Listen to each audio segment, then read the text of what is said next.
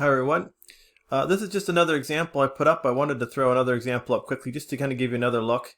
So we had the example 11 where we looked at conservation of mechanical energy because there was no work being done.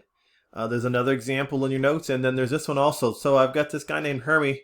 He's up on top of a tree and he falls down through the tree. We wonder how much work the tree branches do to slow him down while he falls. So he's at the top. So up here at this spot he has a height of 6 meters. And therefore he has gravitational energy.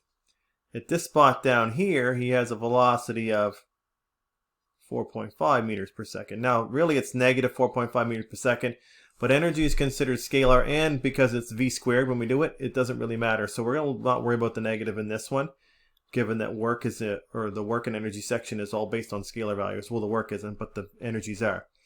So down here we have kinetic energy, and this would have been our initial spot. And this is our final spot, and we want to know how much work is done in the middle. So if I label them, you could do these without label them, but I really want to see them drawn and labeled. If on a test I would want to see them.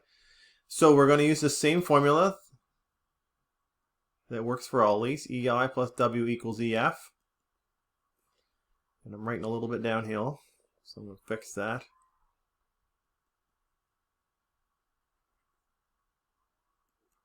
Never mind, I can't fix it because I'm still crooked. So at this top point I have gravitational energy. And I have some work being done. And then I have kinetic energy. And so this is MGH. So we're making our substitution. This could be changed to FD cos theta if we wanted, but we're just looking for the work. And then this part is 1/2 mv squared.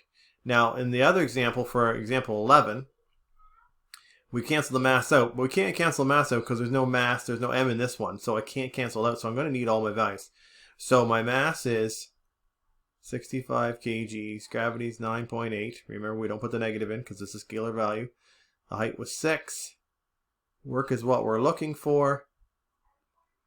And I have 1/2 times 65 times the velocity, which is 4.5 squared. Just give me a second, I'll plug the numbers in. So I've crunched the numbers in my calculator, and if I do the work, I move to 3822 the other side, I get negative 3163.87 joules. Now it's negative because it's working against me to actually help slow me down, so this is a good thing in this case. If there were no work and he just fell straight out of the tree to the ground, then he wouldn't have lost any energy. So all the energy he'd have at the beginning, which was this much, would be the same energy he'd have at the bottom, and then his velocity would be much greater. So the work has actually worked to slow him down. I hope that example makes sense. Remember to label these with your information, your height, and your types of energy. So your velocity, type of energy.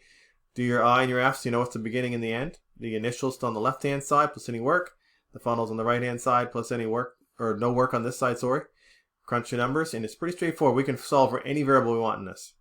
So I hope that makes sense, and I look forward to talking to you later.